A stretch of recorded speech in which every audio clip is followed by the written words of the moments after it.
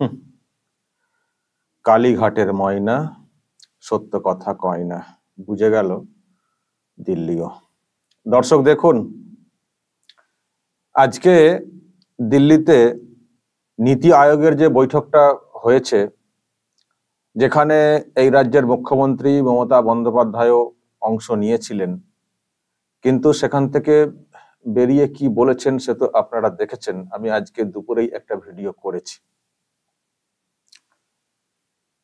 তো উনি যেসব কথা বলেছেন, যেসব দাবি করেছেন, মানে ওখানে ঘটেছে বলে, সেটা নিয়ে একটা রিয়াকশন এসছে কেন্দ্রের তরফ থেকে।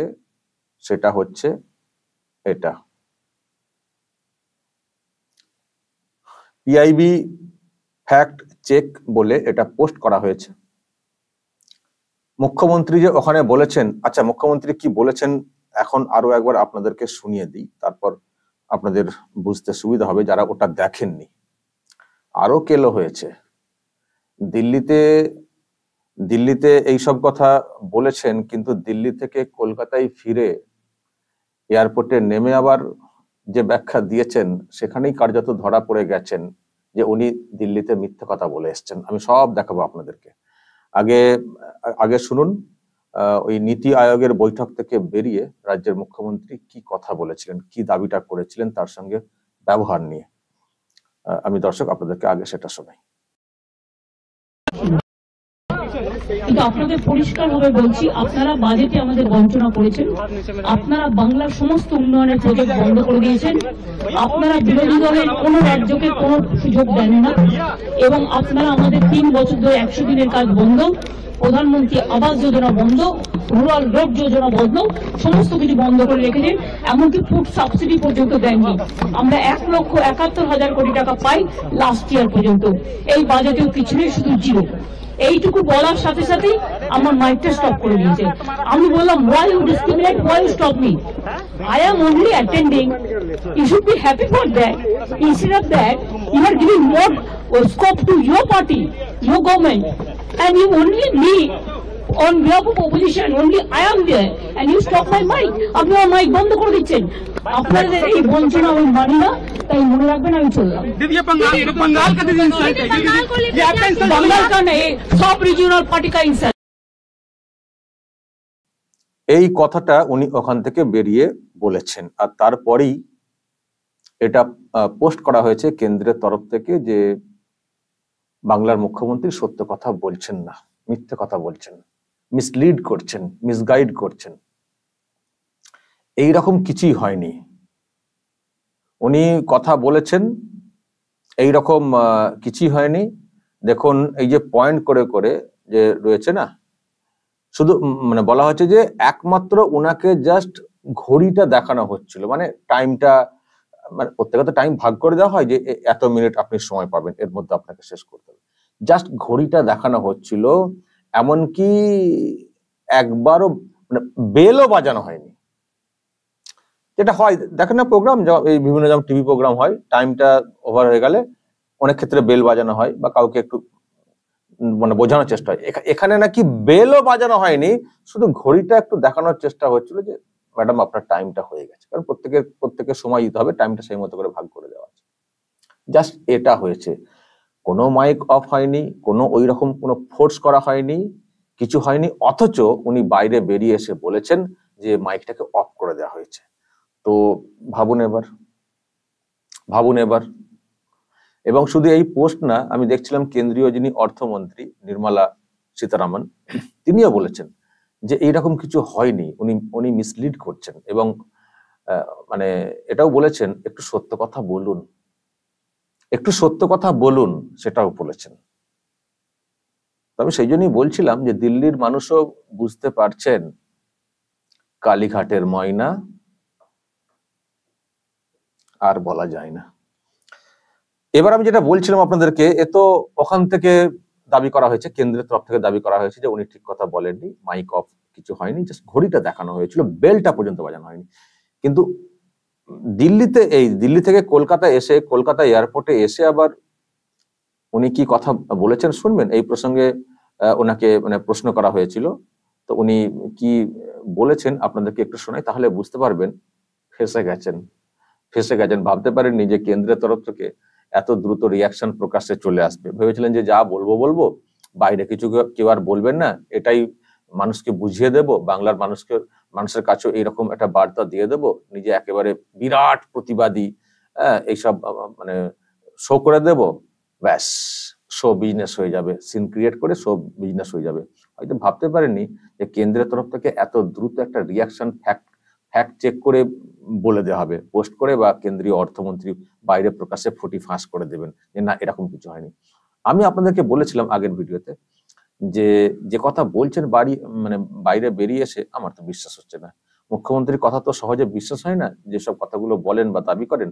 তো এখন যেহেতু আমরা ওখানে ছিলাম না বা লাইভ টেলিকাস্ট দেখিনি, ফলে ওই আর কি যা বলছেন সেটাই শুনছি। যদি প্রকাশ্যে আসে যে এক্স্যাক্টলি কি হয়েছে, তাহলে হয়তো অনেক কিছুই সত্য সামনে চলে আসবে। তো সেটা দেখিয়ে একটু ঘুমিয়েছিলাম দুপুরে, ঘুম থেকে উঠি দেখছি এইসব হয়ে গেছে। কেন্দ্রের তরফ থেকে ফুটি ফাঁস করে দেওয়া হয়েছে, পর্দা ফাঁস করে দেওয়া হয়েছে যে না এরকম কিছু হয়নি, কোনো মাইক স্টপ করা হয়নি, সিস্টেম মেনে কাজ হয়েছে, এটুকু। উনি বাইরে বেরিয়ে মিসলিড করেছেন, মিথ্যে বলেছেন। তো যখন এটা নিয়ে হইচই পড়ে গেছে, উনি তখন দিল্লিতে ছিলেন, তারপরে এবারে এসেছেন, হয়তো উনার কানেও গেছে যে এইসব হয়ে গেছে, বিষয়টা সত্য ফাঁস হয়ে গেছে, তো কি করে চাপা দেব।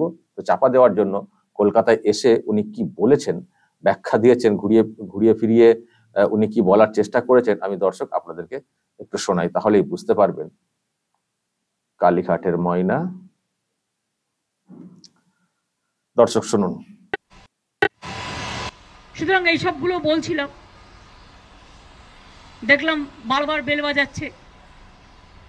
রাজনাথ সিং প্রিসাইড করছিল, পাশে প্রাইম মিনিস্টার এক পাশে, আর এক পাশে হোম মিনিস্টার ছিল, নিশ্চয়ই বলে দিয়েছে। আর আমারটা যেই 5 মিনিটে পড়তে যাবে, সঙ্গে সঙ্গে বেল টিপে টিপে টিপে টিপে স্টপ স্টপ স্টপ। আলা ঠিক আছে, স্টপিং বলে আমি বলবো okay, you don't want to listen, চললাম। আমি বয়কট করে চলে এসেছি। তার কারণ হচ্ছে তুমি বাংলার বঞ্চনার কথা শুনতে চাও না। আরে ভাই, মাছ দিয়ে কি শাক দিয়ে কি মাছ ঢাকা যায়? তুমি যদি বারবার বেল টিপছো মানে কি? আমায় স্টপ করতে বলছো তো মানে কি?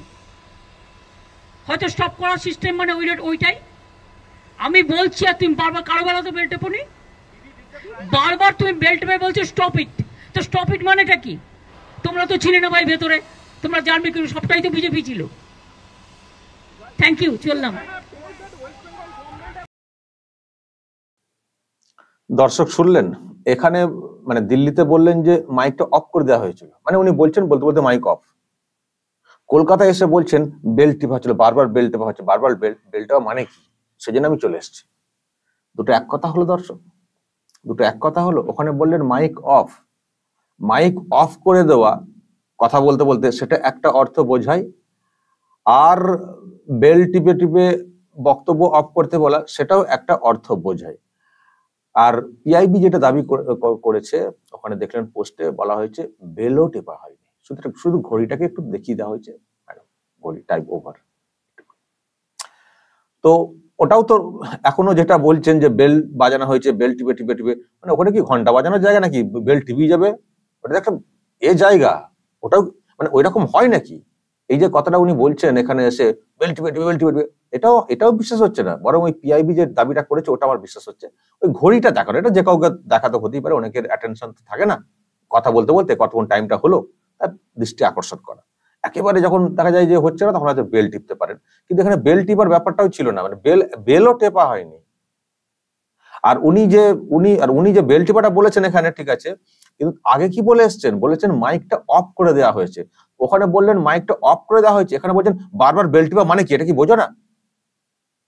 না, বুঝি, দুটো এক জিনিস না, এটুকু বুঝি।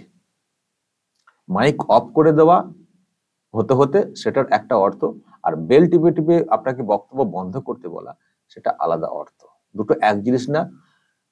বেল টিপে টাইম ওভার বলিয়ে অনেক ক্ষেত্রে স্টপ করা হয়, যদিও আপনার ক্ষেত্রে করা হয়নি বলে বলা হচ্ছে, শুধু ঘড়ি দেখানো হয়েছে। এটা হচ্ছে সময়ের মধ্যে প্রোগ্রামকে কন্টিনিউ করে নিয়ে যাওয়া। আর বলতে বলতে আপনি বলছেন যেই 5 মিনিট হয়েছে মাইক অফ করে দেওয়া হয়েছে, এই যে কথাটা, এটা মিসলিড করা, এটা ভুল, এবং ওটার আলাদা অর্থ, ওটা আলাদা অর্থ। তার মানে আপনি মানে প্রমাণ করে দিলেন যে আপনি নিজেই সত্য কথা বলেননি। দিল্লিতে এক কথা বলেছেন, আর যখন সব পর্দা ফাঁস হয়ে গেছে, কেন্দ্র একটা রিয়াকশন দিয়ে দিয়েছে, কলকাতা এসে আপনি শাক দিয়ে মাছ ঢাকতে গিয়ে এইভাবে ব্যাখ্যা দিচ্ছেন। যদি এইরকম ব্যাখ্যা দেন তাহলে দিল্লির মানুষ কি ভাববেন? ওটাই ভাববেন যেটা বলছিলাম, কালীঘাটের ময়না। দর্শক বলবেন যা বলার আপনাদের, কমেন্ট বক্সে নজর রাখবেন আরামবাগ টিভিতে।